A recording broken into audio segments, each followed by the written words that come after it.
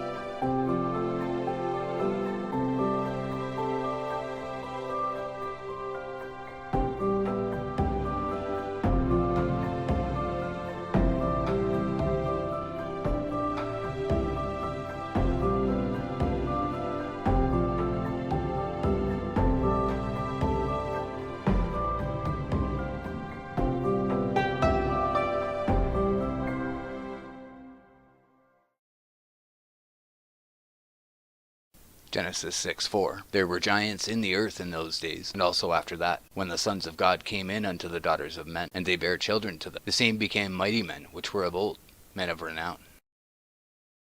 Beach giant skull unearthed by WPA workers near Victoria, believed to be largest ever found in world. Normal head also found. That Texas had a giant on the beach in the long ago appears probable from the large skull recently unearthed in a mound in Victoria County, believed to be the largest human skull ever found in the United States, and possibly in the world. Twice the size of the skull of normal man. The fragments were dug up by W. Duffin, archaeologist, who is excavating the ground in Victoria County under a WPA project sponsored by the University of Texas. In the same ground, and at the same level, a normal-sized skull was found. The pieces taken from the mound were reconstructed in a WPA laboratory under supervision of physical anthropologists. A study is being made to determine whether the huge skull was that of a man belonging to a tribe of extraordinarily large men, or whether the skull was that of an abnormal member of a tribe, a case of gigantism. Several large human body bones also have been unearthed at the site. Martis B. Goldstein, physical anthropologist employed on the WPA project, formerly was an aide of Ailes Adric, curator of the National Museum of Physical Anthropology. Finds made through excavations in Texas are beginning to give weight to the theory that man lived in Texas 40,000 to 45,000 years ago, it is said. Giant skull believed to be possibly the largest found in the world. The human skull shown on the right was recently unearthed in Victoria County by Texas University anthropologists. Explorations in Grand Canyon. Mysteries of immense rich cavern being brought to light. Jordan is enthused. Remarkable finds indicate ancient people migrated from Orient. Mr. Kincaid's report. Mr. Kincaid was the first white child born in Idaho and has been an explorer and hunter all his life, 30 years having been in the service of the Smithsonian Institute. Even briefly recounted, his history sounds fabulous, almost grotesque. First, I would impress that the cavern is nearly inaccessible. It is located in government land and no visitor will be allowed there under penalty of trespass. the scientists wished to work unmolested, without fear of the archaeological discoveries being disturbed by curio or relic hunters. A trip there would be fruitless, and the visitor would be sent on his way. The story of how I found the cavern has been related. I was journeying down the Colorado River, some 42 miles up the river from the Crystal Caves. I saw on the east wall stains in the sedimentary formation about 2,000 feet above the riverbed. There was no trail to this point, but I finally climbed it with great difficulty. Above a knoll which hid it from view from the river was the mouth of the cave. There's a view looking from this entrance. What was the cavern was inhabited. So that's supposedly the one that's the Egyptian location found in the Grand Canyon. Giant skeletons unearthed at Athens, thought to have been Indians of gigantic proportions. Athens, Ohio, December 6. The skeletons of 2 Indians have been unearthed along the banks of Hocking River at Roach's Mill, 1/2 mile east of Athens. The excavation was made under a large building a short distance from the bank of the river. Unearthed a few feet from the skeletons were many arrowheads, which no doubt were buried with the redskins when they were sent either by accident or natural death to the happy hunting grounds. The skeletons were evidently those of gigantic men. Judging by the bones, they could not have measured less than 7 feet in stature. The bones were in an excellent state of preservation, the teeth being still firmly embedded in the maxillary bones. Cave found in Indiana hints age-old race. Giant skeletons and metals strange to America seen in ancient sepulchre. Skeletons of giant red men, Massachusetts, July 25th, special. It is likely that the visitors to the Centennial, either at Bath or Popham, may have the privilege of seeing skeletons of 2 of the magnificent specimens of physical manhood, such as the American Indian of the days of Sabinio, Samoet, Nahanata, and Samanos really were, which being interpreted is that when James Perkins dug the cellar of his home at Popham Beach, on the knoll just north of the Riverside Hotel, the skeletons were unearthed, who were, in life, from 6 to 7 feet in height, giants in fact. Mr. Perkins took the jawbone of one of these Indians and placed it on his own face. It completely encased his jaw, and he is a pretty good-sized man. Mr. Perkins gathered all the bones of these 2 skeletons together and placed them in a barrel and reinterred them, so it is proposed to dig up the barrel and have the bones set together to illustrate what manner of inhabitants Weymouth and Popham discovered in the earliest years of the 17th century when they arrived in this section of Maine. Find horned men's skulls.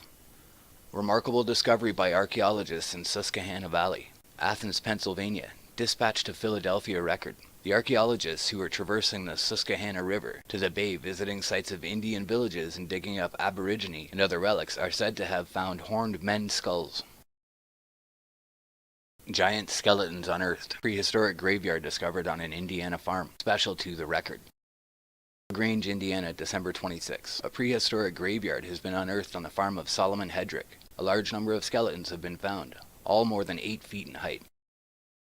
The find was made in a mound 30 feet high. When 12 feet of the mound had been removed, the skeletons were exposed. The jaws and teeth are well preserved. Trinkets, ivory beads, and a shield made of bone were in the graves. Surrounds Ohio County bones. Rockport, Kentucky. Associated Press. Did prehistoric giants roam the earth in Ohio County? Yes, 2 history books say. In 1872, a dusty old skeleton allegedly unearthed near Rockport indicated a giant over 10 feet high, according to Lewis and Richard Collins' History of Kentucky.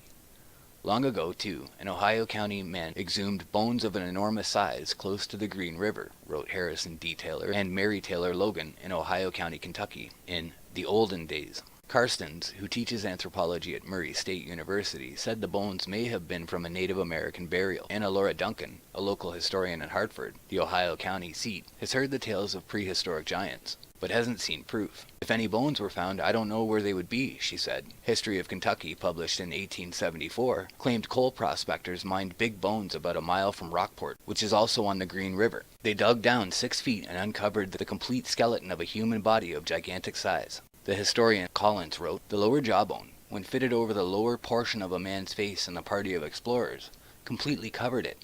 The thigh bone, from the hip bone to the knee, was 42 inches long, and the forearm bone from wrist to elbow measured 22 inches. This would indicate a giant over 10 feet high. Kirstens can't account for the supposed size of the bones, but he doubts the dimensions were accurate. The late Robert Render Sr., a gentleman well known and highly esteemed for his many virtues, used to relate finding a mound or grave near Green River, in which were bones of an enormous size, reported the Taylor Logan book. published in 1969. Render was large-boned himself, over 6 feet tall, the authors said. It is estimated that the bones belonged to a human 1/3 larger than Mr. Render, who ranked among the largest men in this country. Taylor and Logan don't say when Render found the bones, and their book is silent about what became of the remains. It is now a subject of regret that this grave had not been thoroughly examined by scientific men, and a full skeleton procured of this semi-giant race, the authors wrote. Karsten said giants never inhabited Ohio County or any place else in America. There was a popular myth in the 19th century that the mound builders were giant people wiped out by the Indians.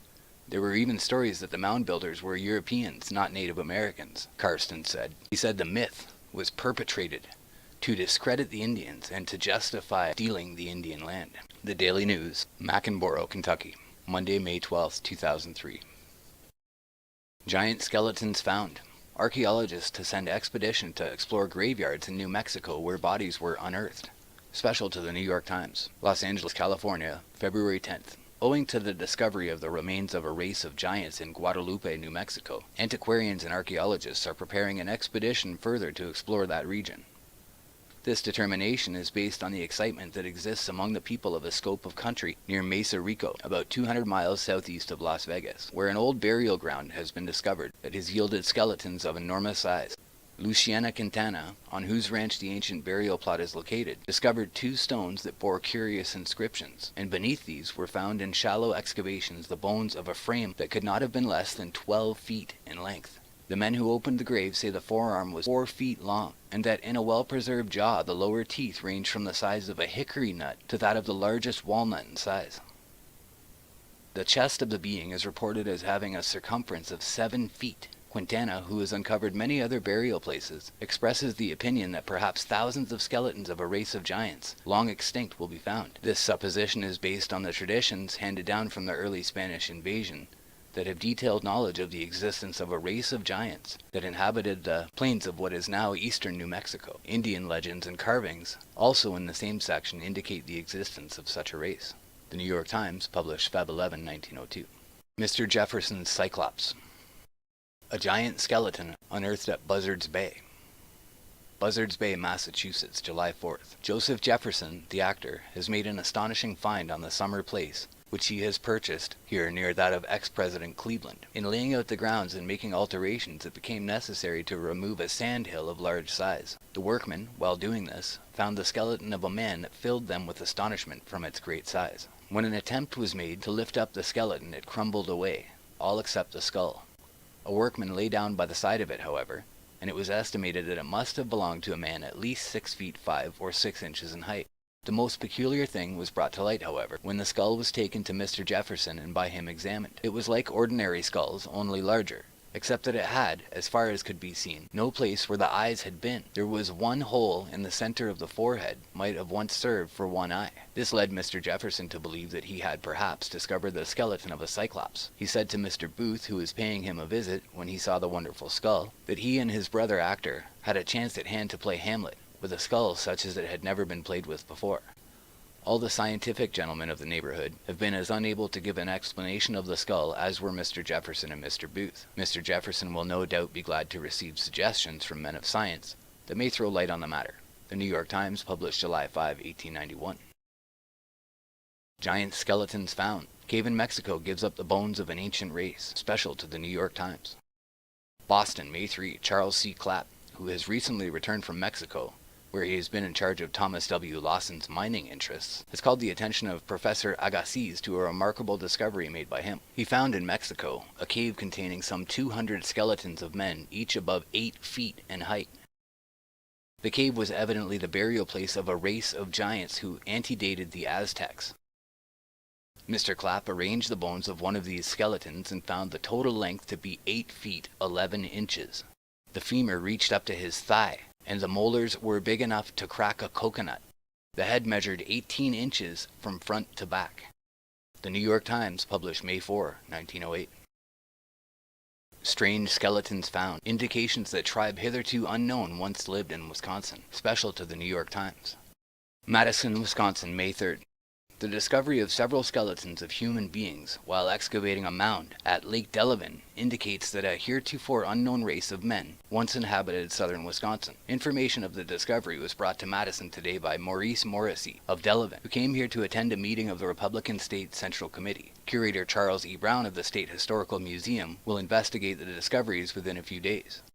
Upon opening one large mound at Lake Lawn Farm, 18 skeletons were discovered by the Phillips brothers. The heads, presumably those of men, are much larger than the heads of any race which inhabited America today.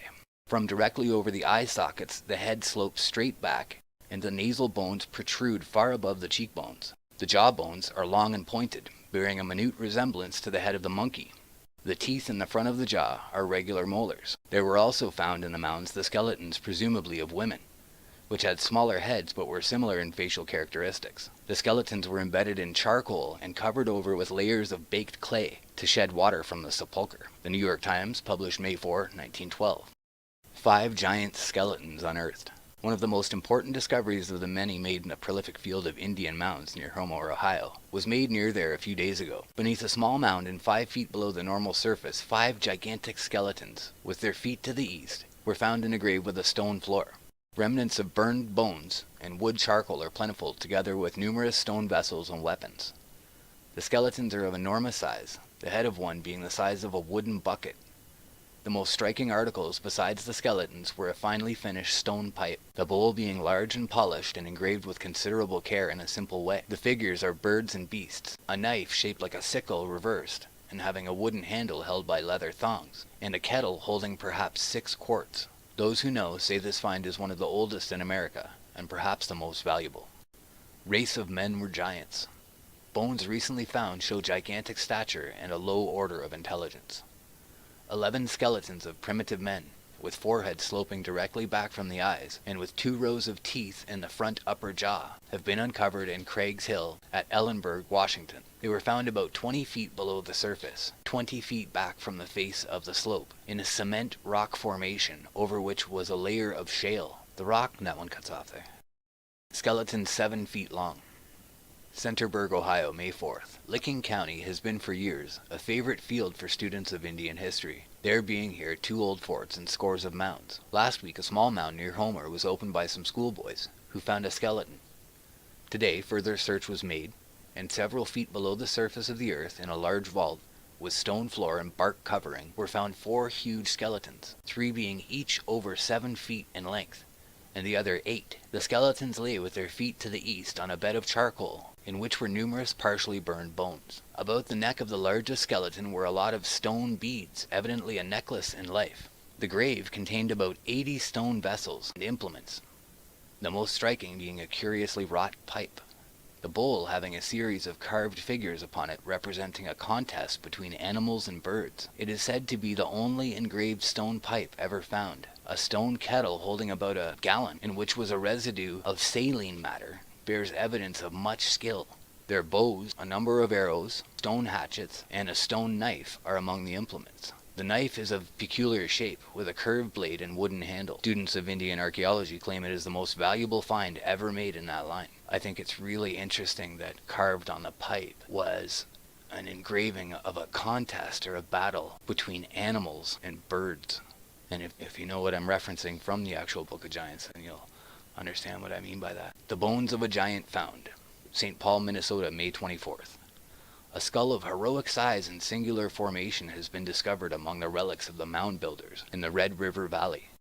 The mound was 60 feet in diameter and 12 feet high. Near the center were found the bones of about a dozen men and women, mixed with the bones of various animals. The skull in question was the only perfect one, and near it were found some abnormally large body bones.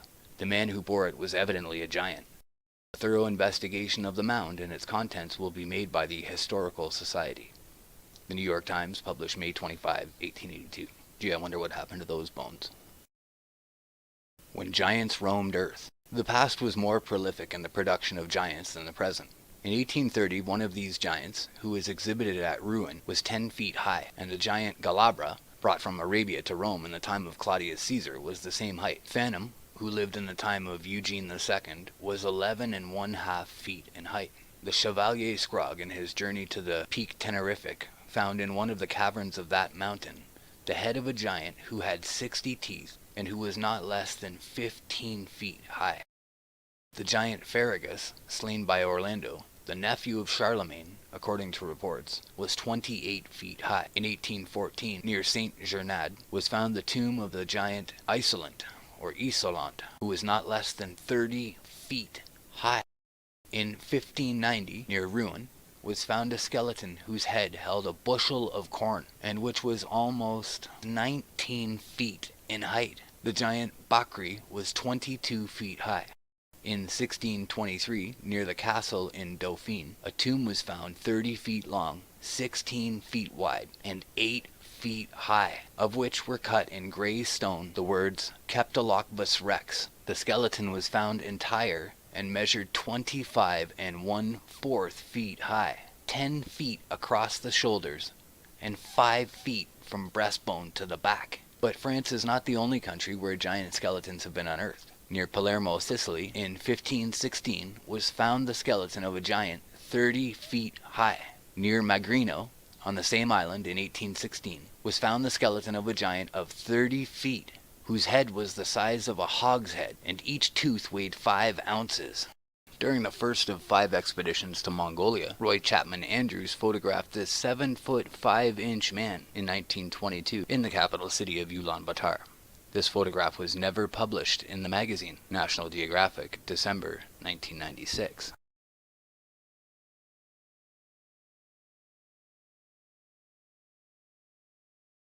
Genesis 6:4. There were giants in the earth in those days, and also after that, when the sons of God came in unto the daughters of men, and they bare children to them. The same became mighty men, which were of old, men of renown.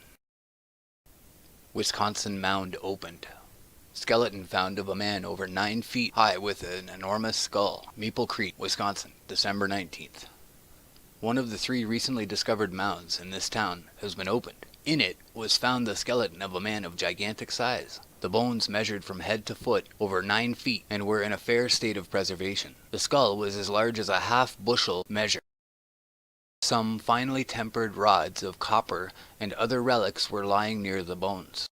The mound from which these relics were taken is 10 feet high and 30 feet long, and varies from 6 to 8 feet in width. The 2 mounds of lesser size also will be excavated soon. The New York Times, published December 29, 1897. Find giant Indians' bones. Workmen on Harlem Road unearth relics of Tequa tribe. Special to the New York Times. Katona, New York, September 6. While a gang of men in the employ of the New York and Harlem Railroad were taking sand from an immense mound near Purdy's Station today to fill in an excavation, they unearthed several skeletons of unusual size. The bones are believed to be those of Indians who once lived in this vicinity and belonged to a tribe that was led by the great chief Tequa, from whom the Tilias Valley, now a part of the New York watershed, takes its name. Besides finding the bones, the workmen also exhumed a score or more of arrowheads, hatchets, and copper implements. It is believed that the large mound in which the relics were found was once the burying ground of the Tequa Indians. The last Indians were seen in the valley a short time after the Revolutionary War. The bones found today were brought to Katona and will be reinterred in the local cemetery. The New York Times, September 7, 1904.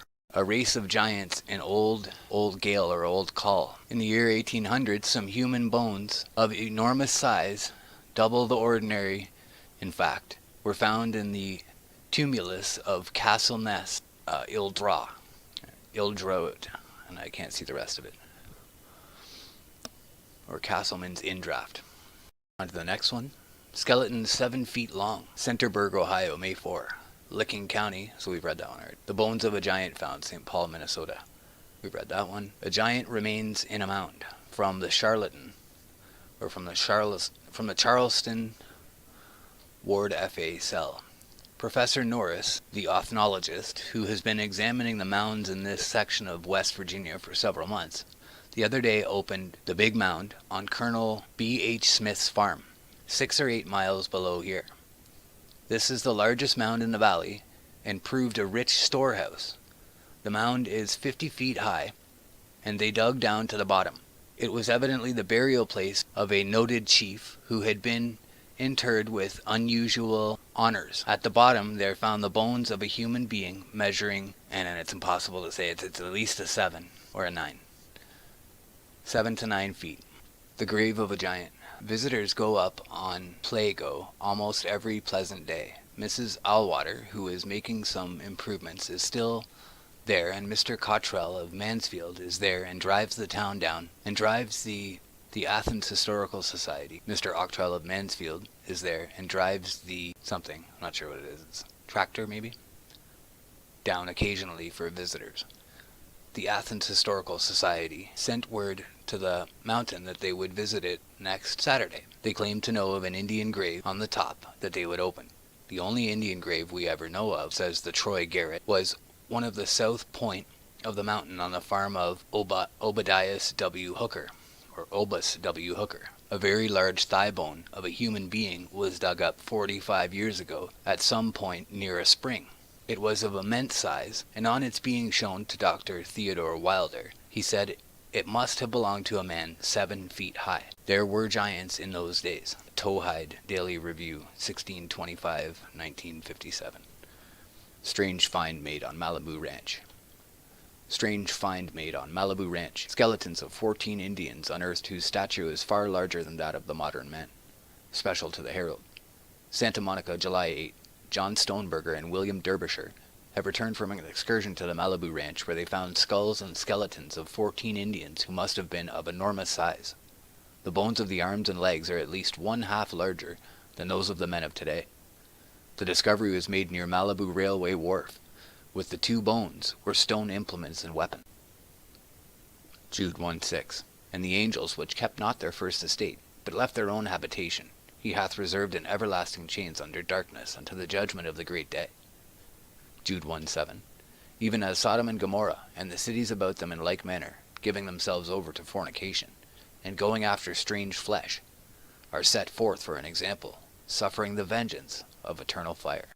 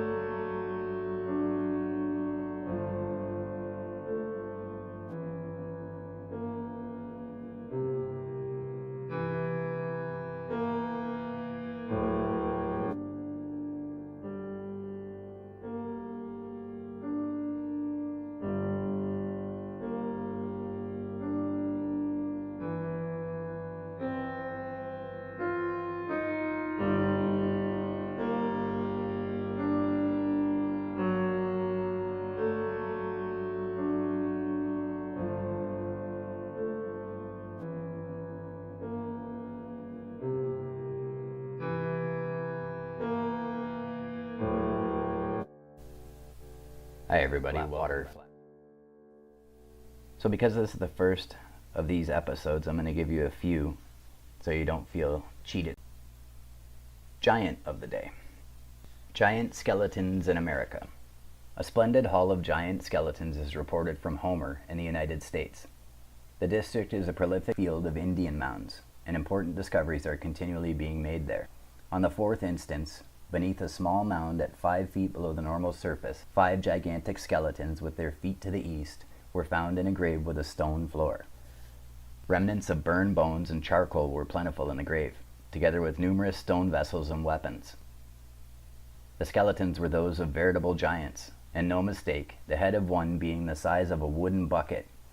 Each of the giants must have been at least 9 feet in height. Among other striking articles in the grave was a beautifully finished stone pipe, the bowl being large and polished, and engraved with figures of birds and beasts.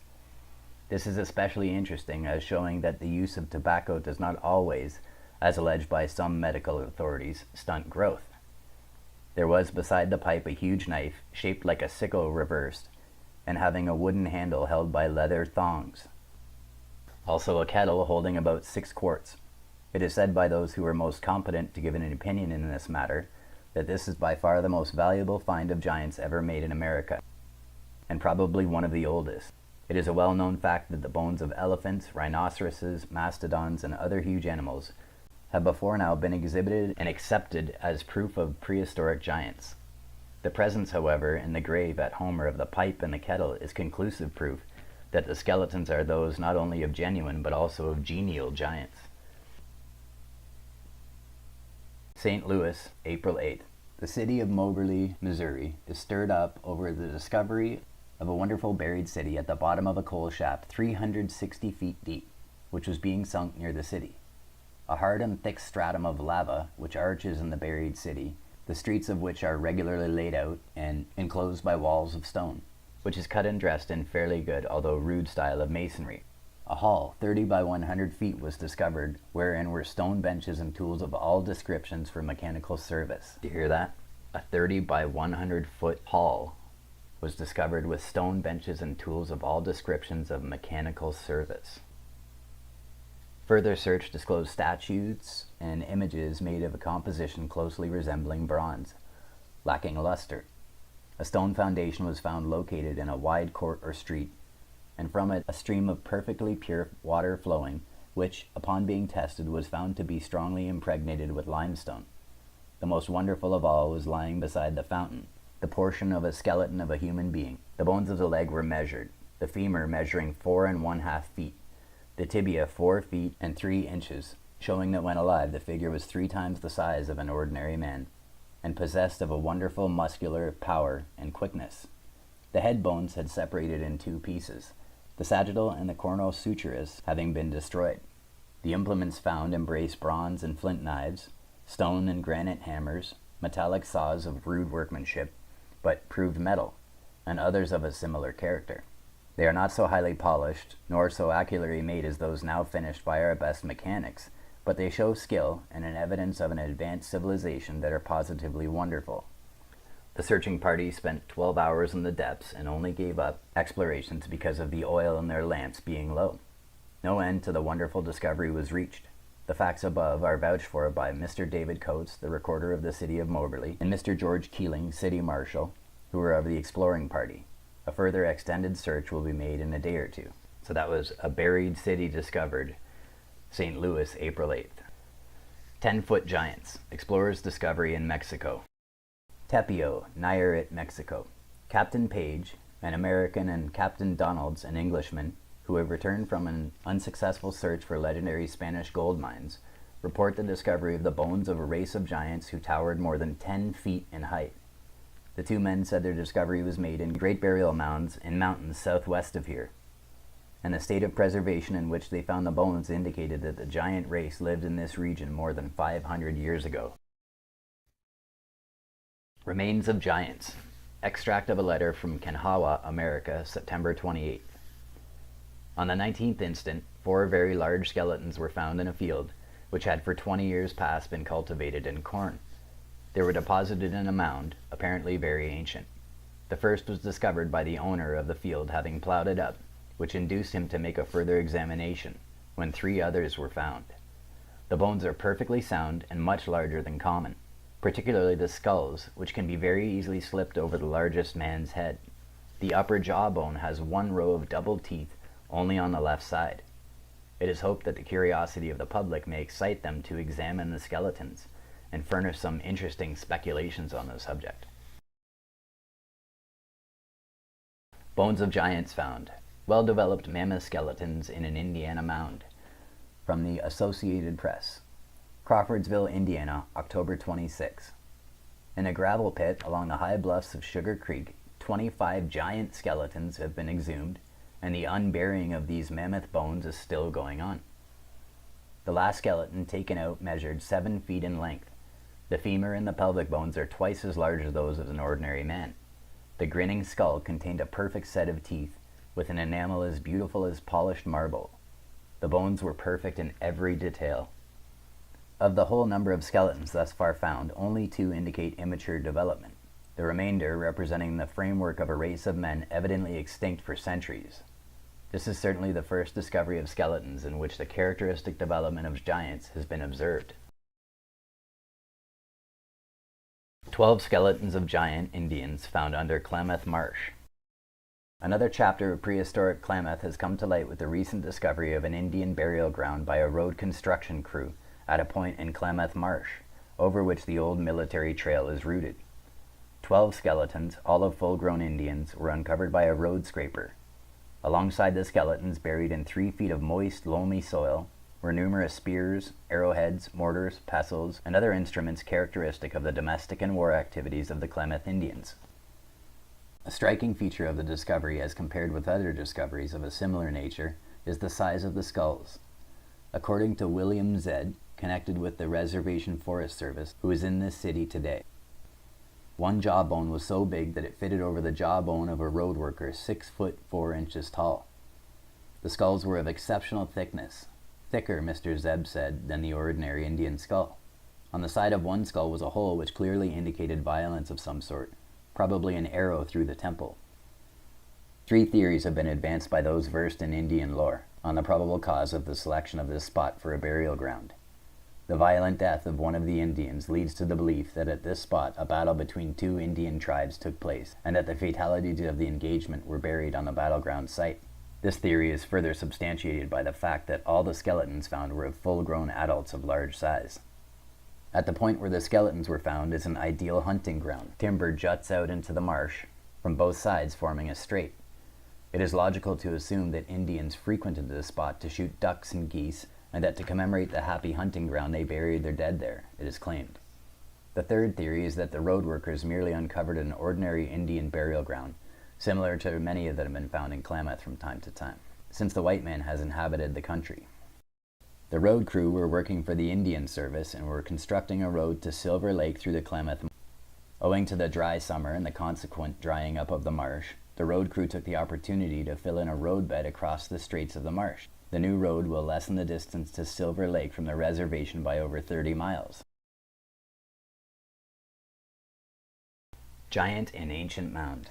Special to the Washington Post, June 23, 1908. Prequest Historical Newspapers, The Washington Post, 1877 to 1996, page 4. Giant in Ancient Mound. Curious relics of prehistoric times is found in the tomb. Special to the Washington Post. Huntington, West Virginia, June 22. The municipal authorities of Central City, 4 miles west of here, 3 weeks ago ordered the removal of a prehistoric mound from 13th Street. Today, 12 feet above the base of the mound, a gigantic human skeleton was discovered. It is almost 7 feet in length and of massive proportions. It was surrounded by a mass of rude trinkets. 8 huge copper bracelets were discovered. These, when burnished, proved to be of purest beaten copper and of perfect preservation. Rude stone vessels, hatchets, and arrowheads were found with the skeleton. A curiously inscribed totem was found at the head of the skeleton. The Smithsonian Institution will be notified of the discovery. Skeletons of giant Indians are found. Klamath Falls, Oregon, October 21. Skeletons of 12 giant Indians, relics of prehistoric times, were uncovered by road workmen in Klamath March country. It became known today. One jawbone was of particularly immense size. Opinion here is divided as to whether it was an old Indian burial ground or a battleground where the Indians buried their killed where they fell. Many Indian relics were uncovered near the skeletons. Giant skeleton found in bed of sand in northwestern Ohio. Man was 8 feet high. Bowling Green, Ohio, August 14. While excavating for sand for building on the Charles Whitmer farm, William Jones unearthed the skeleton of a gigantic man. It is in a fair state of preservation and will be preserved, as it is thought that it may have some scientific value. The skeleton was found in a sitting posture, and when the bones were placed in a horizontal position, they indicated that the height of the man in life must have been over 8 feet. The head is of enormous size, being 12 inches in diameter. It is believed that it is the skeleton of a member of a prehistoric race of giants. Further excavations will be made to see if other graves cannot be found. Giant skeletons found. Archaeologists to send expedition to explore graveyards in New Mexico where bodies were unearthed.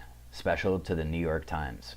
So this is the New York Times, Feb 11, 1902. LA, California, Feb 10. Owing to the discovery of the remains of a race of giants in Guadalupe, New Mexico, antiquarians and archaeologists are preparing an expedition further to explore that region. This determination is based on the excitement that exists among the people of a scope of country near Mesa Rico, about 200 miles southeast of Las Vegas, where an old burial ground has been discovered that has yielded skeletons of enormous size.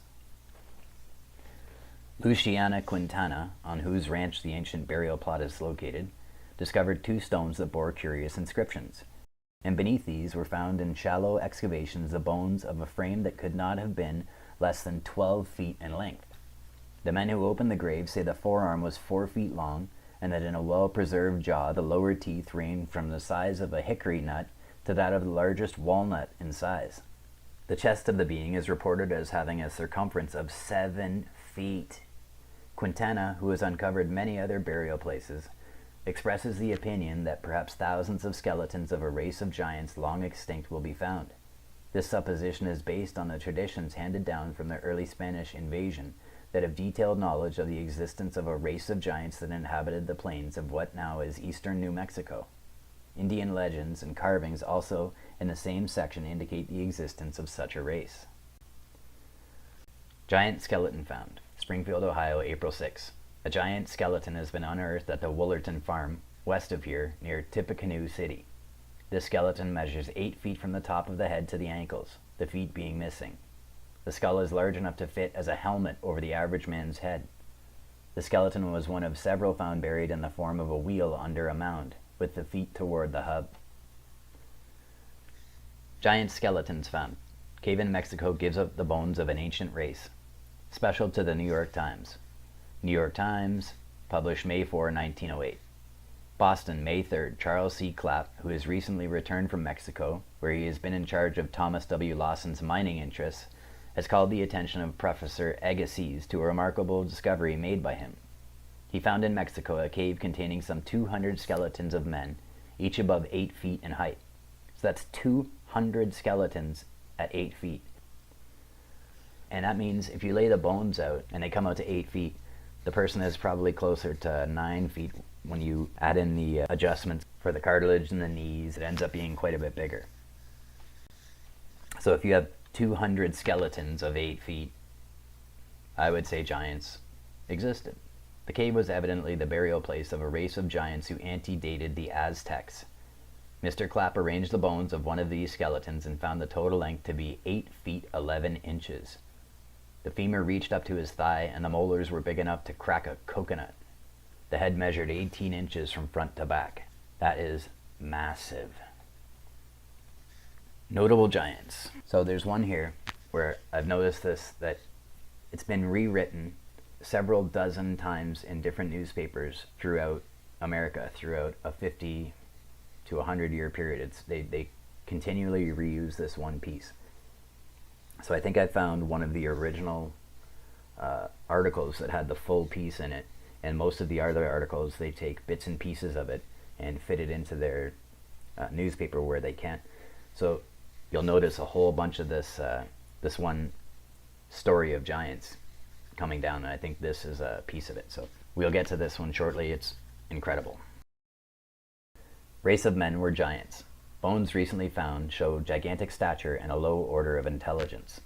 11 skeletons of primitive men with foreheads sloping directly back from the eyes and with 2 rows of teeth in the front upper jaw have been uncovered in Craig's Hill at Ellensburg, Washington.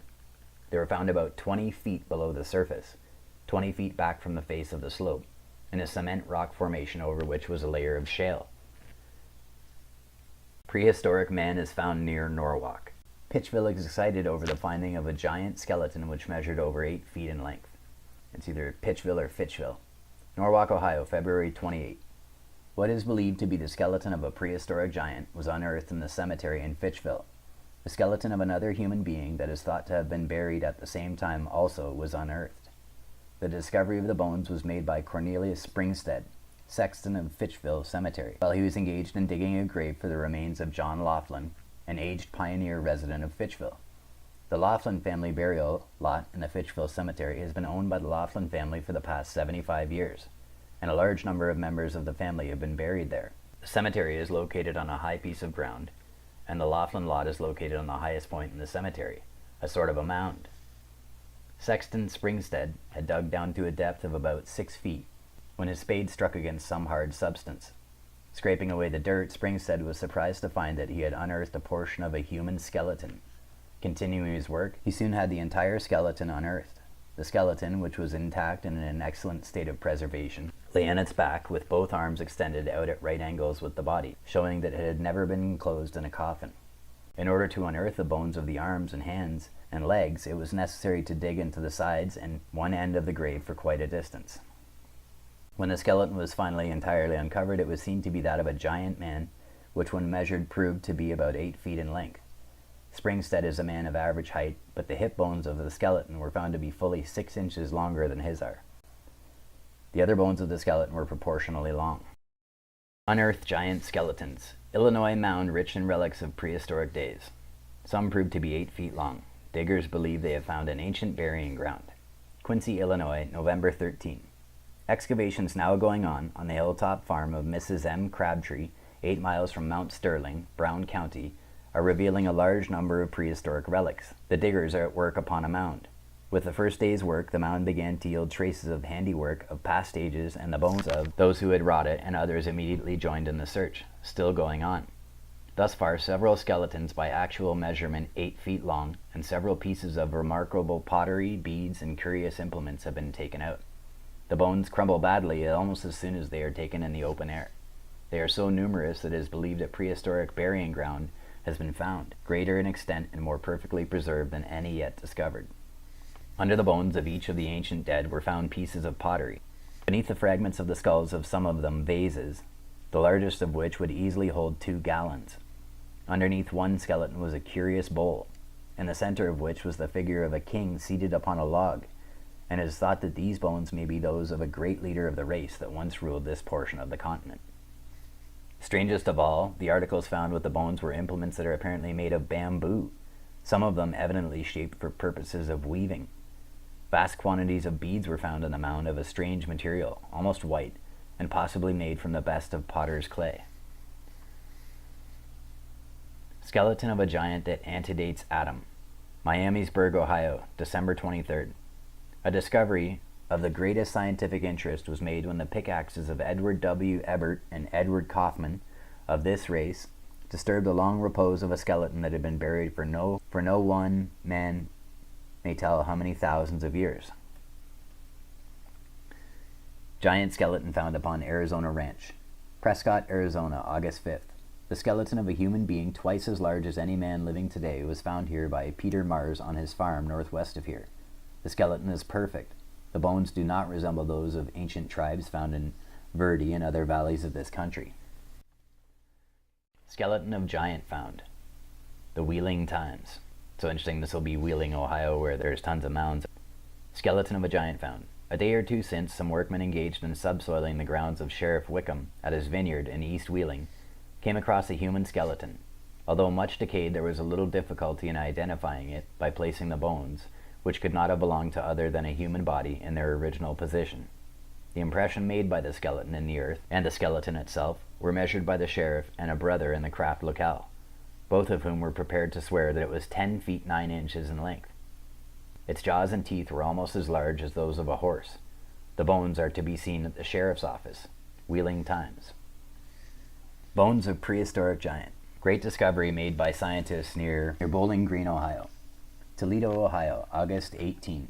A discovery of great interest to scientists has been made at Bowling Green, a small village near here.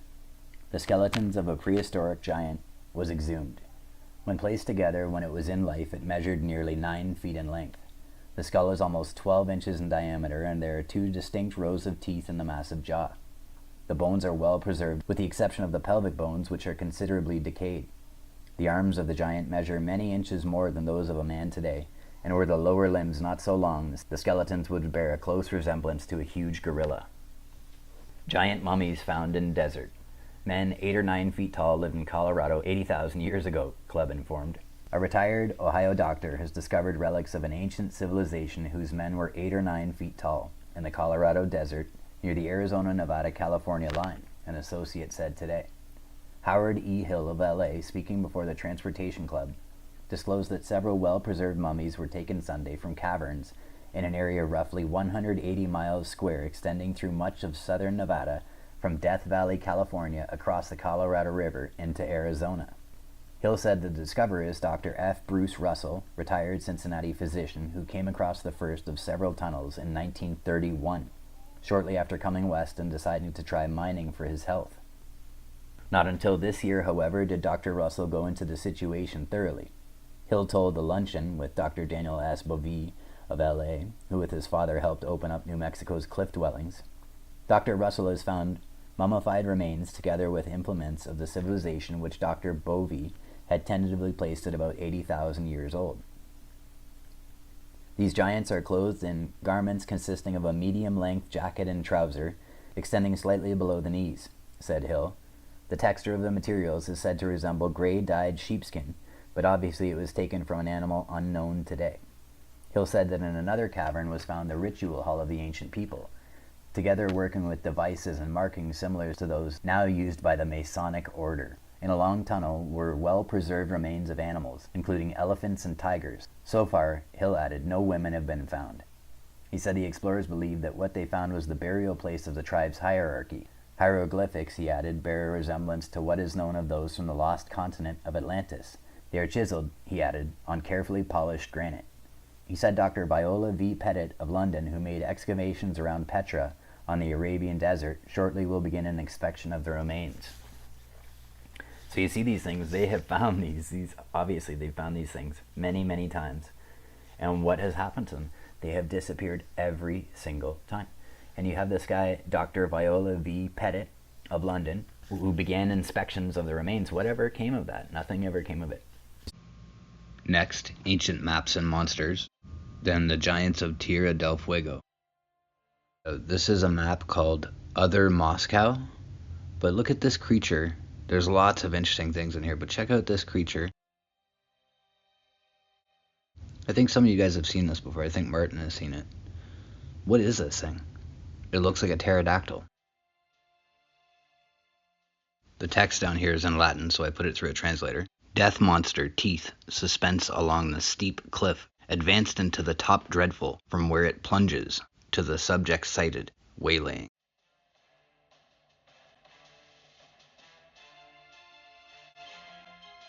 Or, deadly monster teeth, suspended along the steep cliff, as it advances above, dreadfully. Then it plunges to the subject seen waylaying. Yeah, so I thought that was worth sharing with you guys. Pretty interesting drawing there. There's all kinds of interesting stuff here. Next we see a voracious animal. And now we'll get to the thing you came to see. Last but not least, the giants of Tierra del Fuego. So as you can see, again, an interesting ancient map with tons of amazing information on it. We'll get into lots more stuff on here, I'm sure.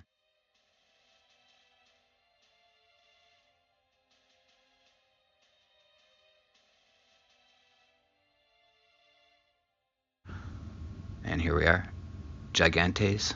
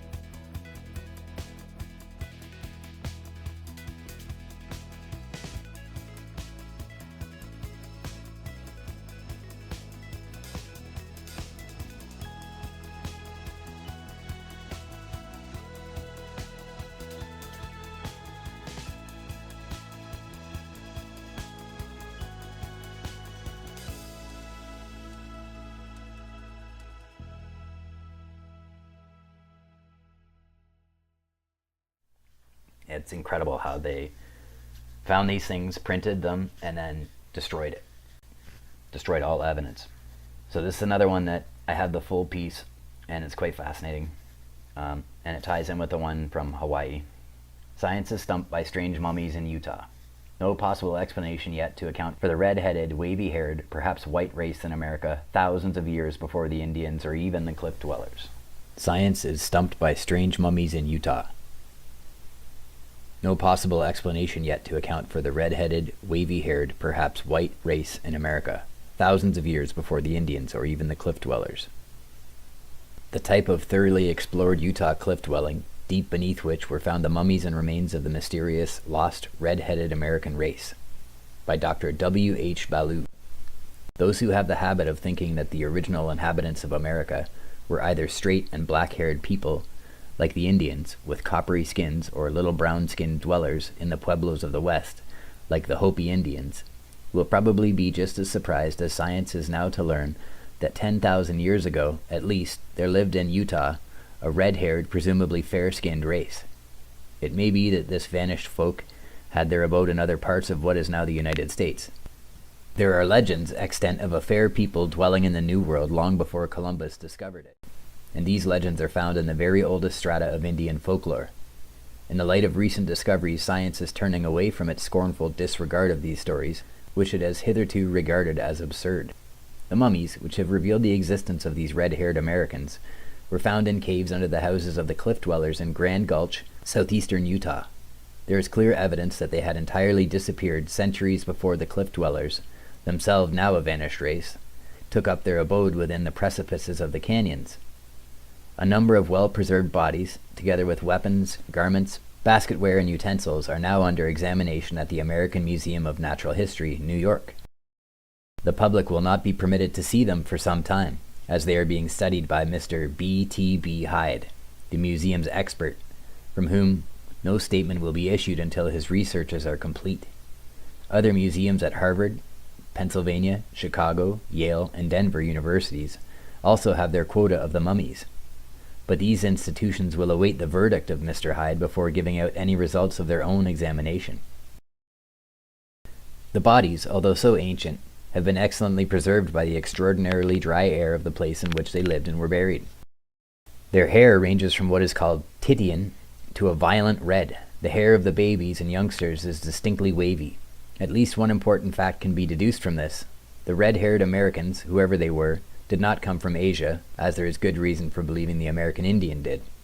Anthropologists have all agreed on just 3 types of hair for mankind, existing and extinct. These types are straight black hair, kinky hair, and wavy blonde hair. All shades of red are included in the word blonde.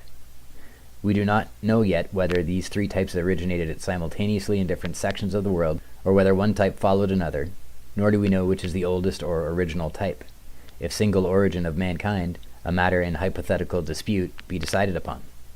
But we do know that the Asiatic, in its pure stock, invariably possesses the straight hair. How did these people live, and what was it that caused their extinction? The first question we can answer, at least in part, from the necessarily superficial examination made of their homes, and the artifacts and weapons found in their strange graves. The second question is unanswerable as yet. They may have been wiped out by an epidemic of disease, and examination of their withered skin and muscle and bones may reveal what this was. Or they may have died out through some weakening of the racial strain. Whatever the cause, it was not warfare. There must have been a period when the dwindling remnants of their tribe lived in a great loneliness. In one of the caves, the searchers found what may be called a page from the end of their volume, and it can be read in part. We know that the burial ceremonies of this people must have been extremely elaborate. They took their dead and placed them in potholes, which they dug in the floor of their cavern. These potholes they lined with a baked clay, and in them they put, doubled up and squatting, the body of the dead. Then they covered the cadaver with beautiful feathers and sometimes rabbit skin robes, placing beside the man or woman or child arms, ornaments, dishes, and toys. After that, the body was covered with closely woven baskets, the taps of which were covered with sand and earth. Owing to the peculiar dryness of the caverns, the bodies, instead of decaying, slowly dried.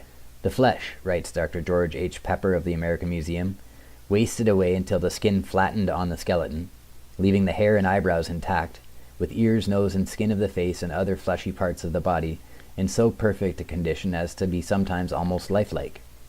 In one case, searchers found the withered body of an old woman crouching against the side of the rocky wall. Her hair still retained some of its auburn coloring. The mummy squatted there, and even the centuries had not wiped out from her face and her attitude the seal of resignation and sorrow. They found in this cave 7 potholes, in each of which was a body, one of them of a little child. The withered old figure, still sitting so patiently, had been the last of this family, perhaps the grandmother. One by one she had seen her mate, her children, and her grandchildren die, and she had helped to place them away according to the customs and rituals of her people. And at last she was left alone. There she sat, and waited for death to come to her, among her own dead.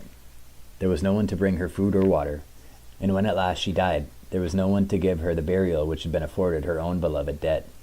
Was she the last woman of the red-haired Americans? It is not impossible, for had there been others living about her in any of the other caverns, they surely would have prepared her body, even as she had prepared so often those others who had passed into the unknown. And if this were so, what must her loneliness have been? In all the world outside she must have thought that no other being like herself existed. Outside the cave were nothing but prowling beasts and perils. Someone has written that the most awful fear one could feel would be to know oneself the last living person in the world, and then to hear at one's door someone knocking. Anticipation of such terror this old woman of the red-haired Americans conceivably experienced, squatting there in her dark cavern alone. The mummies of Grand Gulch form the greatest riddle with which anthropologists have had to deal. No other known race has presented such perplexities. They were found while the workers were excavating the cliff dwellings which originally towered along almost the whole stretch of the canyon for 50 miles. Invariably, when they dug down to the cellars of the cliff dwellers, then dug through the floors, they would find that there were still beneath filled-up caves in which a mummy or several mummies were buried in artificial potholes, covered with the most primitive basketry known. No pottery whatever was found with the remains. The only weapon found with them was an occasional atlatl, or stick-thrower, or spear-thrower, as they have been successfully termed, of the most primitive form of the 4 types of this weapon. It was noted by experiment that the stick-thrower could be sent with just power enough to kill a rabbit only. It was further noted that the skulls in the caves were long heads, while the skulls of the cliff dwellers above were flattened behind. These and other puzzles have caused the anthropologists to defer decisive investigation in hopes of getting more evidence on which to base conclusive facts. By common consent of the institutions involved, the problem has been left to Mr. Hyde to solve from the scanty material unearthed from time to time. It is doubtful if he will be able to point to a finality without organizing another expedition, without ample means to clean up the whole gulch along its bottom. Such an expedition is certain to be formed and financed directly by the American Museum. The late Otis T. Mason of the Smithsonian Institution took up one phase of the problem which was regarded as conclusive. He was our great authority on basketry, and at first the Grand Gulch troglodytes were named basket makers, but have since been taken out of that class because basket making has ever been universal from almost the beginning. He noted that their basketry was of positively the most primitive coiled type, as distinguished from the more modern woven type. In this he was supported by Dr. George H. Pepper. He wrote as follows in his great work on basketry, published by the Smithsonian Institution. Their baskets were of the coiled type, made of willow, the bottoms reinforced with heavy yucca cord border, finished with ordinary coiled stitch. But in some, the last inch or 2 is finished off with false braid or herringbone. The type in general is still in use by the Paiutes and Shoshones, and is seen in ordinary Japanese lunch baskets and baskets of Samoa and Straits of Magellan. The coiled type was that of the most ancient tribes of Egypt, made of palm leaf, excavated by McIver and Wilkin at Al Arma, 6 miles south of the site of Abydos in Middle Egypt. It is the oldest type in the world. El Arma dates back to the earliest new race through the entire Middle Period down to the late prehistoric of Egypt. It was the single type through 6,000 years, extending far up the Nile to Aden and into Hindustan. Long caravans took it into the heart of Africa, where it still persists.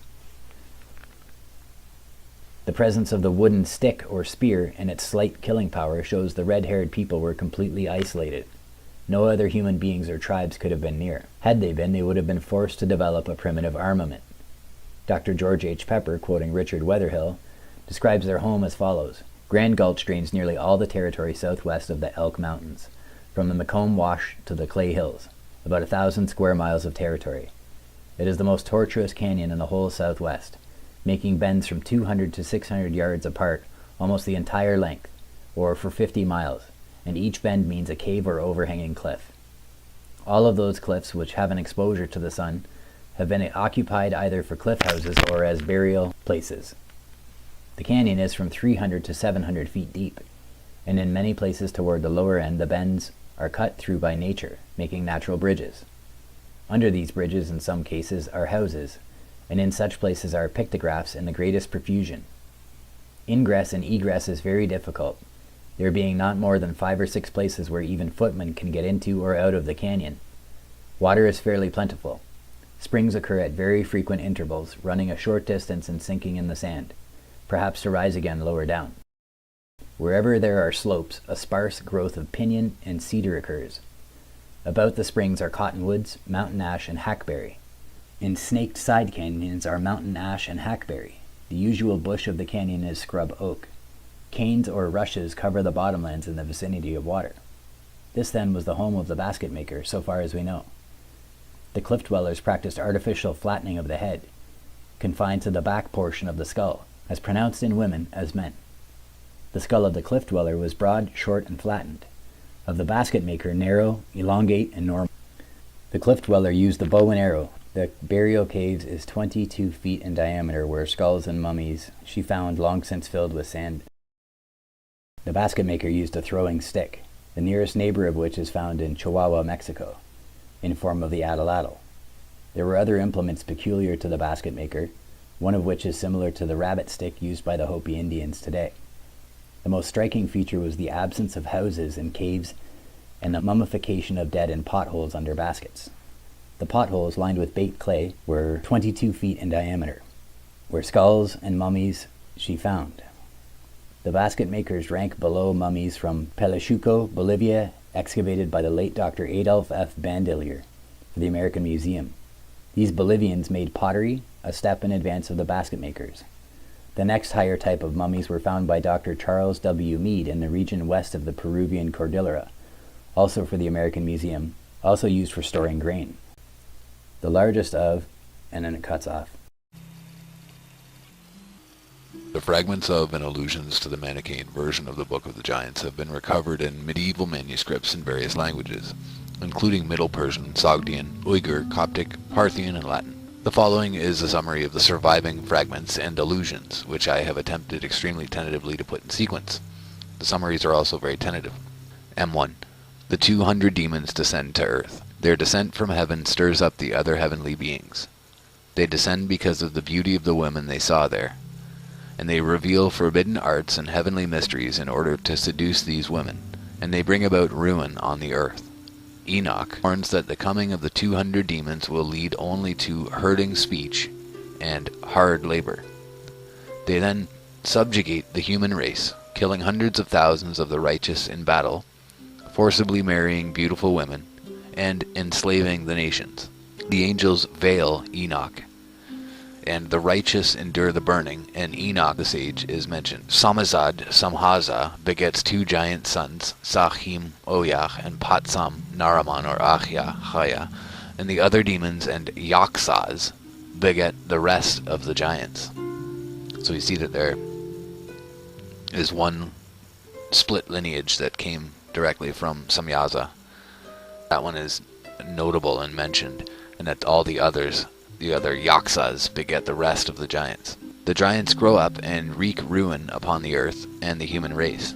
The lamentation of humanity reaches up to heaven. Yima, a transmogrification of the Jewish god according to Mani's cosmology, accepts the homage of humankind as they plead for help. And someone boasts that Sam and his brother will live and rule forever in their unequaled power and strength. The giant Hobabas, or Humbaba, robs someone of his wife, and the giants fall out among themselves and begin killing one another and other creatures. Sam and his brother are mentioned. It appears that Sam has a dream in which a tablet was thrown in the water. It seems to have borne 3 signs, one portending woe, one portending their flight, and one portending their destruction. Naraman then has a dream about a garden full of trees and rose, and 200 of something, perhaps trees, that is trees, are mentioned. Someone recites a list of proverbs involving contrasts usually between the lesser and the greater or the derivative from the source. Naraman tells how he saw in the dream some who were weeping and lamenting and many others who were sinful rulers. The giant Mahoe, son of Virogdad, Barakel, of 1 Enoch 6:7. Hears a cautioning voice as he flies along at sunrise, and he is guided to safety by Enoch the apostle and the heavenly voice, which warn him to descend before the sun sets his wings on fire. Shades of Icarus. He lands and the voice leads him to Enoch. Enoch interprets this dream, indicating that the trees represented the egregori, the watchers, and also mentioning the giants who were born of women, something the trees are pulled out of. In M16, someone reports that someone ordered him not to run away, but to bring the message written on 2 stone tablets, showing it first to Nariman. He has brought them in order to share the contents of 1 tablet pertaining to the demons with the giants. Samazad tells him to read the writing by Enoch. Enoch the apostle gives a message of judgment to the demons and their children, telling them that they will have no peace and that they will see the destruction of their children. He refers to the giants ruling for 120 years, and then he predicts either an era of earthly fecundity, presumably after the flood, or else the flood itself, and he's predicting the flood itself.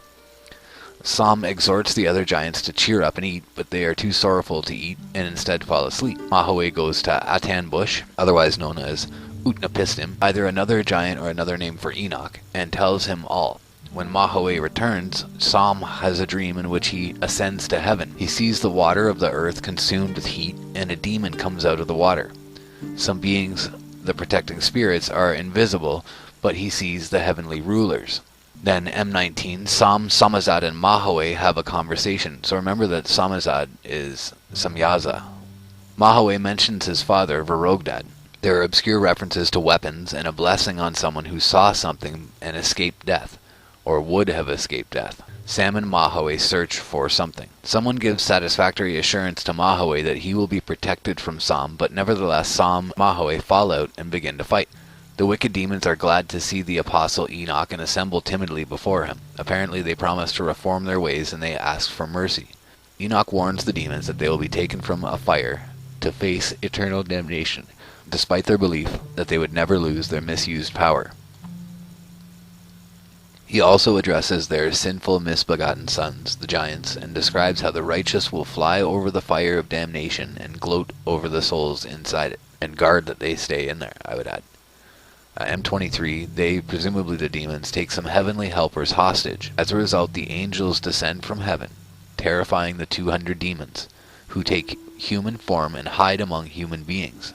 The angels separate out the human beings and set a watch over them. They seize the giants from the demons and lead them, the children of the giants, to safety in 32 distant towns prepared for them by the living spirit at Aryan Weezin, the traditional homeland of the Indo-Iranians, in the vicinity of the sacred Mount Sumeru and other mountains. These people originated the arts and crafts. The 200 demons fight a massive and fiery battle with the 4 angels.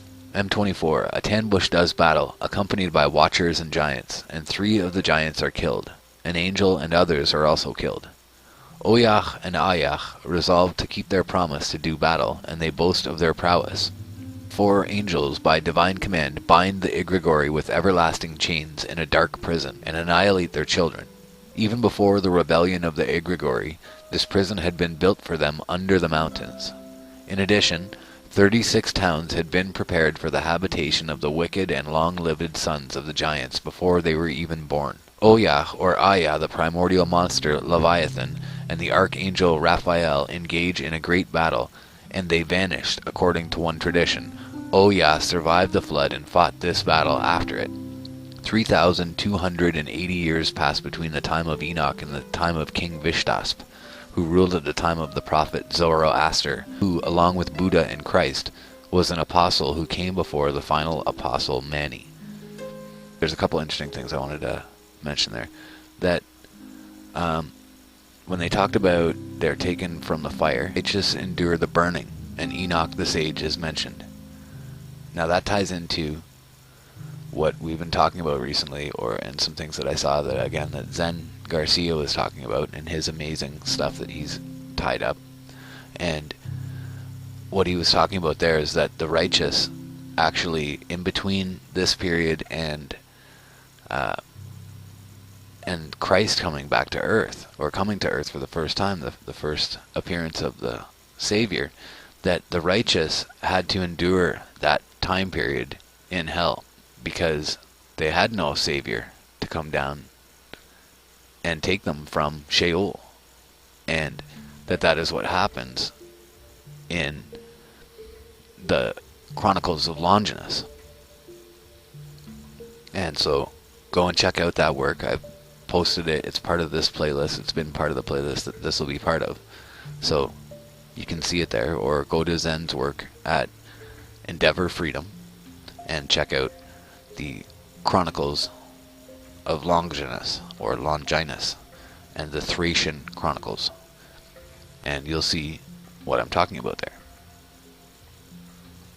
And after that, the other thing that I wanted to notice is that for some reason this person believes that the final apostle was Mani, or Mani.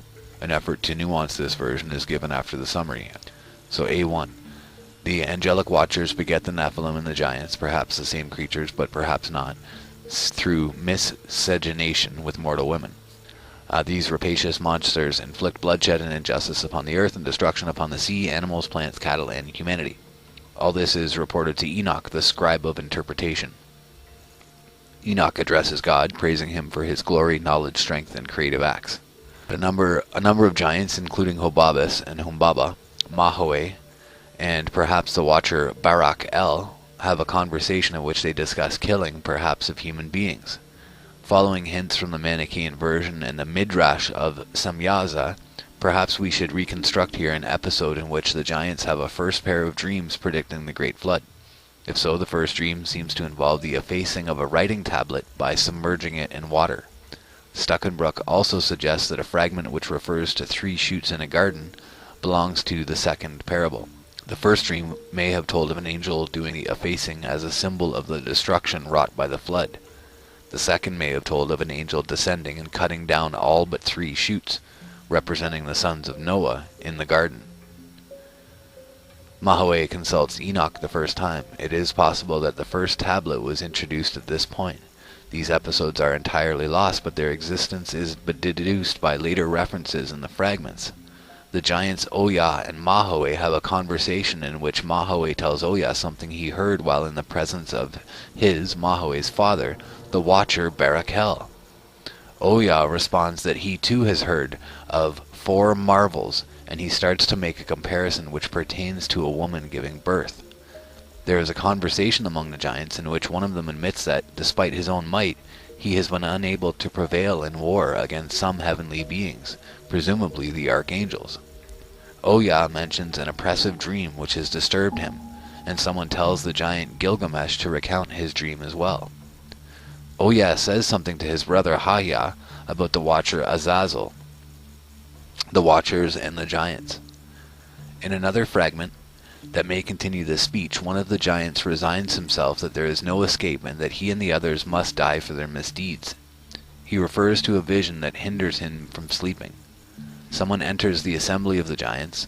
Perhaps a conversation continues in which the giants anticipate with dread their coming destruction in the flood for their sins, in which they will be stripped of their form and reduced to being evil spirits. The watchers tell the giants that they themselves are imprisoned, and perhaps that the giants are being defeated. Mahoe and the 2 tablets are mentioned. The second tablet is now read. It is a letter from Enoch to the watcher Samyaza and his companions, and they are rebuked for their and their sons, the giants' corrupt acts, which have come to the attention of the archangel Raphael. They are warned of imminent destruction and ordered to release their hostages and to pray. Nevertheless, Oya informs the giants of a message from Gilgamesh and Hobabus, which involves the cursing of the princes and which cheers the giants up. The 2 giants Oya and Haya have dreams. Haya describes his in the assembly of the giants. He dreamed of gardeners watering a garden which produced great shoots, but a disaster of some sort destroyed the garden in a deluge of water and fire. The other giants are unable to interpret his dream. Haya proposes that they consult Enoch for an interpretation. Then his brother Oya reports that he too had a dream, in which God descended to the earth, thrones were set up, and God sat enthroned amid a multitude of angels and presided over a judgment based on the opening of certain books. The giants, presumably unable to interpret this dream either, summon Mahaway and send him to Enoch, whom he has encountered before, to ask him to interpret the dreams. Mahaway takes wing and flies across the great desert until Enoch sees him and calls to him. Mahaway refers to this as his second visit and makes the request. Bits of Enoch's interpretation may survive in a fragment that mentions the violent deaths of a number of watchers, Nephilim, and giants, and also in a small fragment that says, "No peace to you." Enoch pronounces an eschatological or post-diluvian blessing of earthly prosperity. Presumably much of the story came after this point and is now lost. Reconstruction of the Aramaic Book of Giants remains extremely subjective, but a number of objective factors limit the possible arrangements and point us in certain directions. The most important external factor is the assured sequence of fragments in some of the manuscripts based on physical joins. So we see that they're having problems with putting these things together and seeing how clearly they line up. A third factor is the internal evidence of the fragments themselves. Stuckenbrook, building on Garcia Martinez's comments, allows for passages that pertain to the early part of the Watchers Giants narrative when the giants are free agents, after they, or better the Watchers, have been imprisoned. He also points to the reference to 2 tablets in A10, with the second tablet being read later than the first, and to Mahaway's second visit to Enoch in A13. In both cases, earlier lost portions of the narrative are hinted at. The biggest difference between Stuckenbrook's sequencing and those of some other commentators is that he reconstructs 2 pairs of 2 dreams. Beyer, Reeves, and Garcia Martinez group the fragments pertaining to dreams into one episode. Cook, however, does reconstruct multiple dream episodes, although not in precisely the same order as Stuckenbrook, and Puek accepts the necessity of an earlier pair of dreams, although he does not accept that the material assigned to the second dream by Stuckenbrook in A5 belongs there. He puts it correctly, in my view, in the first dream. So we see that they really are fighting over how these reconstructions go together. And we see that the founder of the Manichaean religion was the Apostle Mani in 216 to 76 CE, who was raised in southern Mesopotamia in a Jewish Christian Baptist sect called the Elkezites.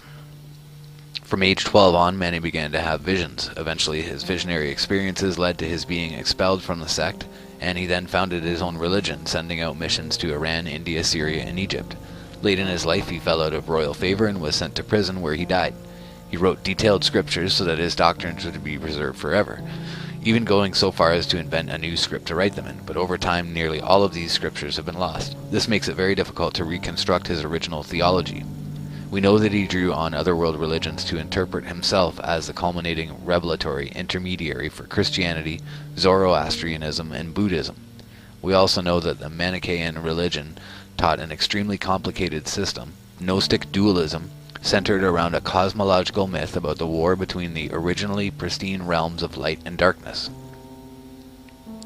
The physical universe was created as a trick to liberate the captive sparks of light in living beings from the realm of darkness. There were 2 classes of practicing Manichaeans: the elect, who lived ascetic, monastic lifestyles of celibacy, vegetarianism, etc., and the hearers, who supported the elect financially and otherwise in the hope of being reincarnated themselves as elect in due course. Although most of Mani's scriptures are themselves lost, lists of the titles of these documents survive in works by both friendly and hostile writers who wrote in Coptic, Greek, Arabic, and even Chinese.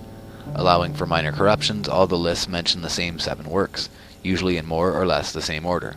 These are the Gospel, the Treasure of Life, the Pragmatia, the Treatise, the Book of Mysteries, the Book of Giants, the Epistles, and the Psalms. For our immediate purposes, the only one of interest is the Book of Giants, a work apparently composed in Syriac, an eastern dialect of Aramaic, and the book was entirely lost until the 20th century, but scant references to it survived in Latin, Greek, and Arabic, indicating that it involved battles of the ancient giants. Then about a century ago, many highly fragmentary Manichaean works written in Central Asian languages were recovered archaeologically at Turfan in China, and much of the find remains unpublished even at present. Should we read that again?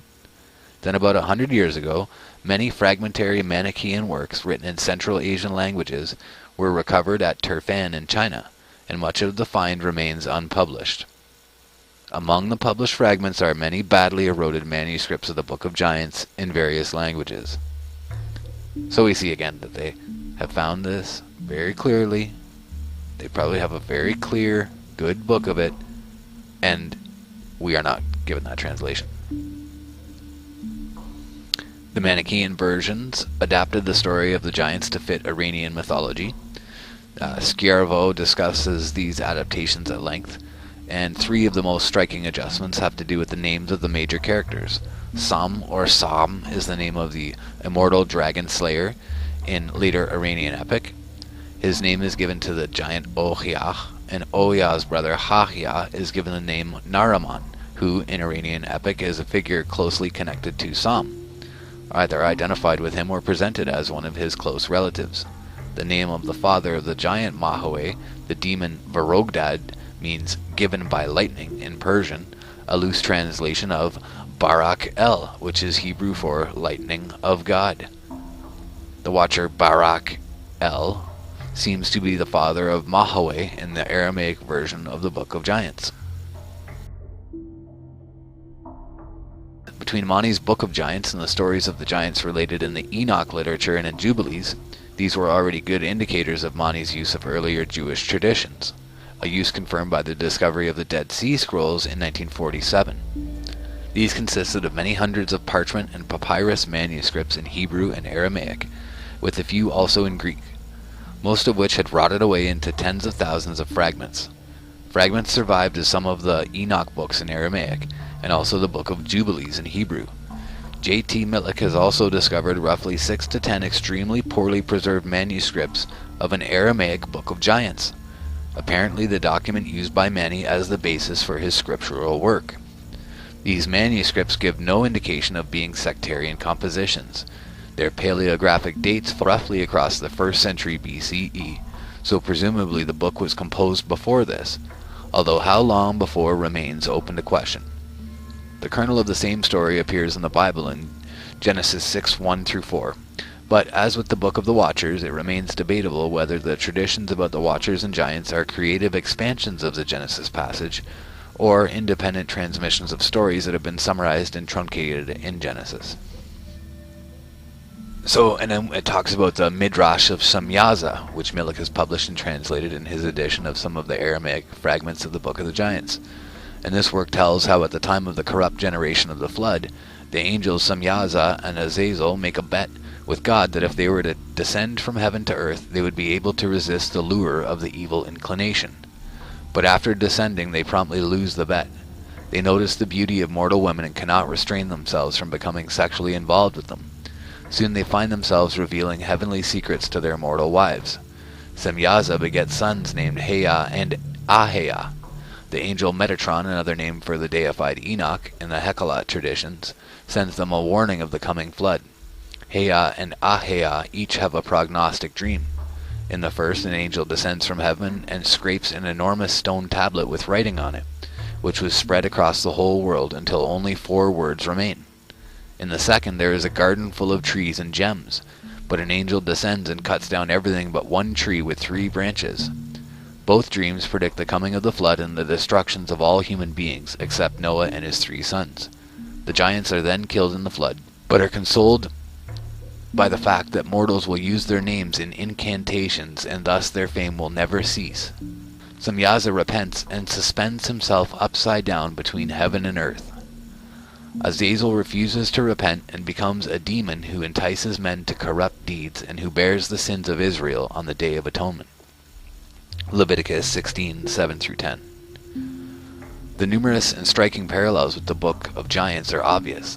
Although there is only one pair of dreams in the Midrash of Samyaza, Stuckenbrook argues that the original Book of Giants had 2 sets, and that this may well be true also of the Manichaean version.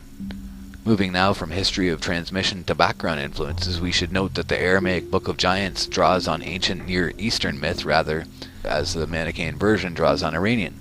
2 of the evil giants in the Aramaic version are named Gilgamesh and Hobabus. Gilgamesh is an epic figure in Sumerian and Akkadian literature, best known from the Epic of Gilgamesh, a work whose importance in ancient Mesopotamia was comparable to that of the Homeric epics in ancient Greece.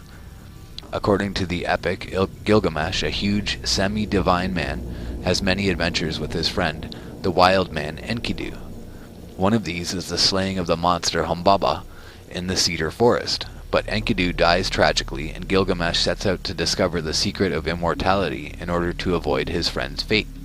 He meets Utnapishtim, the Babylonian version of Noah, the only man to survive the flood. Unlike Noah, Utnapishtim was made immortal by the gods. Nevertheless, Gilgamesh fails in his quest, eventually dying and leaving only his heroic fame behind him. The giants Gilgamesh and Hobabas are reflexes of the Gilgamesh and Humbaba Huwawa of the Gilgamesh epic. Likewise, a Sogdian text of the Manichaean version refers to Atanbush, who is either another giant or Enoch under another name. Enoch also survived the flood and was made immortal.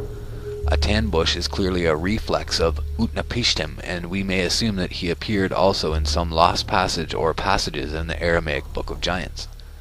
So now, knowing this more clearly, we can see that that's not what happened. It's just that they simply gave their name to that person. That's the name that in their culture that they had given to that person, when really it was two cultures on the opposite, or not even necessarily on the opposite, but on just in different places looking at the same person and calling him a different name. But really, and then retelling the story, and you can see how it's kind of a case of the broken telephone, where when he's speaking to one culture that has one language, that entity is given a name in their language, but to another culture he's given another name. And so you see that it's the same story, and then there's just a bit of broken telephone in the way that the story is told. Just the fact that they have different names, we can actually correlate and see that those names really are the same name, and they're the same person over and over. Like Samyaza and Gilgamesh and Utnapishtim, that these are really, they're the same people, just with a different name to a different culture.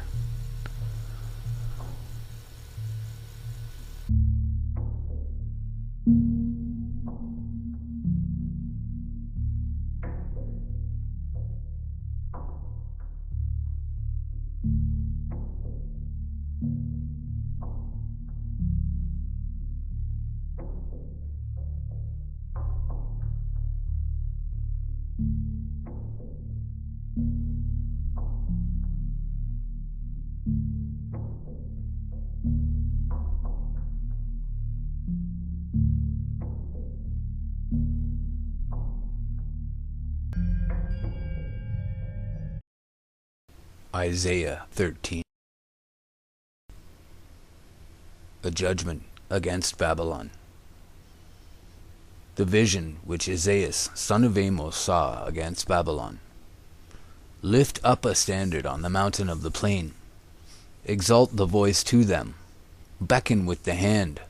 Open the gates, ye rulers. I give command, and I bring them. Giants are coming to fulfill my wrath, rejoicing at the same time and insulting. A voice of many nations on the mountains, even like to that of many nations. A voice of kings and nations gathered together. The Lord of hosts has given command to a warlike nation, to come from a land afar off, from the utmost foundation of heaven. The Lord and his warriors are coming to destroy all the world. Howl ye, for the day of the Lord is near, and destruction from God shall arrive. Therefore every hand shall become powerless, and every soul of man shall be dismayed. The elders shall be troubled, and pangs shall seize them, as of a woman in travail. And they shall mourn one to another, and shall be amazed, and shall change their countenance as a flame. For behold, the day of the Lord is coming, which cannot be escaped, a day of wrath and anger, to make the world desolate, and to destroy sinners out of it. For the stars of heaven, and Orion, and all the host of heaven, shall not give their light, and it shall be dark at sunrise, and the moon shall not give her light. And I will command evils for the whole world, and will visit their sins on the ungodly. And I will destroy the pride of transgressors, and will bring low the pride of the haughty. And they that are left shall be more precious than gold tried in the fire, And a man shall be more precious than the stone that is in Suphir. For the heaven shall be enraged, and the earth shall be shaken from her foundation, because of the fierce anger of the Lord of hosts, in the day in which his wrath shall come on. And they that are left shall be as a fleeing fawn, and as a stray sheep, and there shall be none to gather them, so that a man shall turn back to his people, and a man shall flee to his own land. For whosoever shall be taken shall be overcome, and they that are gathered together shall fall by the sword, and they shall dash their children before their eyes, and they shall spoil their houses, and shall take their wives. Behold, I will stir up against you the Medes, who do not regard silver, neither have they need of gold. They shall break the bows of the young men, and they shall have no mercy on your children, nor shall your eyes spare thy children. And Babylon, which is called glorious by the king of the Chaldeans, shall be as when God overthrew Sodom and Gomorrah. It shall never be inhabited, neither shall any enter into it for many generations. Neither shall the Arabians pass through it, nor shall shepherds at all rest in it. But wild beasts shall rest there, and the houses shall be filled with howling, and monsters shall rest there, and devils shall dance there, and satyrs shall dwell there, and hedgehogs shall make their nests in their houses. It will come soon, and will not tarry.